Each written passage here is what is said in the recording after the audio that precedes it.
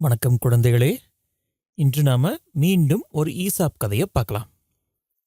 ஒரு ஊர்ல ஒரு பெரிய பணக்காரர் இருந்தார். அவர் வீட்டில் ஏராளமான தானியங்களை சேர்த்து வச்சிருந்தார். அந்த தானியங்களை அங்க இருக்கிற எலிகள் எல்லாம் திருடி சாப்பிட்டுட்டு சந்தோஷமா இருந்தது. இப்படி சேமிச்சு வச்ச தானியங்களை எல்லாம் கொஞ்சம் கொஞ்சமா சாப்பிட்றதுனால அந்த பண்ணையாருக்கு ஒரே கவலையாயிடுச்சு. ஏன்னா இப்படியே எலிகள் எல்லா தானியங்களையும் சாப்பிட்டா கடைசியில் ஒன்றுமே மிஞ்சாது இல்லையா?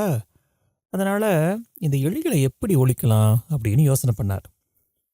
அவர் யோசனை பண்ணிட்டு ஒரு பூனையை வாங்கி வளர்க்க ஆரம்பித்தார்.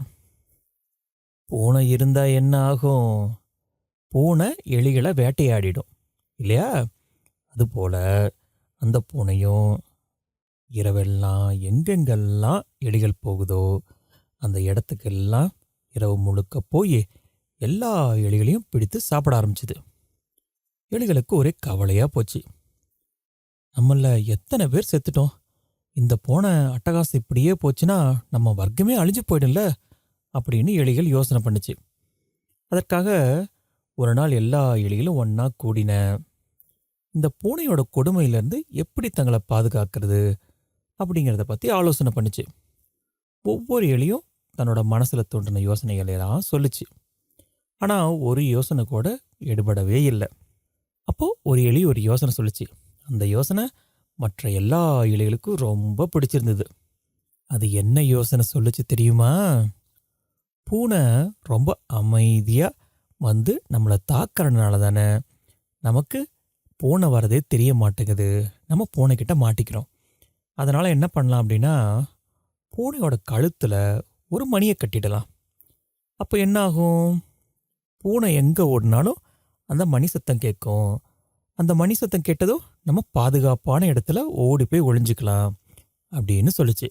இந்த எலியோட யோசனையை கேட்டதும் மற்ற எலிகளுக்கு ரொம்ப பிடிச்சு போச்சு. ஆஹா, அற்புதமான யோசனை! இதை மட்டும் செயல்படுத்திட்டா இனி பூனையோட தொல்லையே இருக்காது. அற்புதம் அற்புதம், அருமையான யோசனை! இந்த எலிக்கு எல்லாரும் பாராட்டு தெரிவிங்க அப்படின்னு சொல்லி எல்லா எலிகளும் கைத்தட்டி ஒரே ஆரவாரம் பண்ணுச்சு. அந்த சமயத்தில் ஒரு வயதான எலி வந்தது. அன்பான நண்பர்களே, நீங்கள் சொல்கிற யோசனை சிறப்பான யோசனை தான். சரி, உங்களில் யார் பூனைக்கு மணி கட்ட போகிறது அப்படின்னு கேட்டுச்சு. கேட்ட கேள்வியின் அர்த்தம் புரிந்ததா குழந்தைகளே? பூனைக்கு மணி கட்டினா தானே பூனை வர்றது தெரியும். ஆனால் பூனைக்கு எப்படி எலிகளால் மணி கட்ட முடியும்? எலிகள் பூனைக்கு பக்கத்தில் போச்சுன்னா என்ன ஆகும்? பூனை அடித்து சாப்பிட்டுடும் இல்லையா? அதனால் பூனைக்கு மணி கட்டுறது அப்படிங்கிறது நடக்கவே முடியாத காரியம். இது போல தான் வாழ்க்கையில் சில நேரங்களில் சில பேர் நடைமுறைப்படுத்தவே முடியாத யோசனைகளை சொல்லுவாங்க. நம்ம வாழ்க்கையில் நம்ம முன்னேறணும் அப்படின்னா நிறைய யோசனைகள் இருக்கணும், தவறே இல்லை.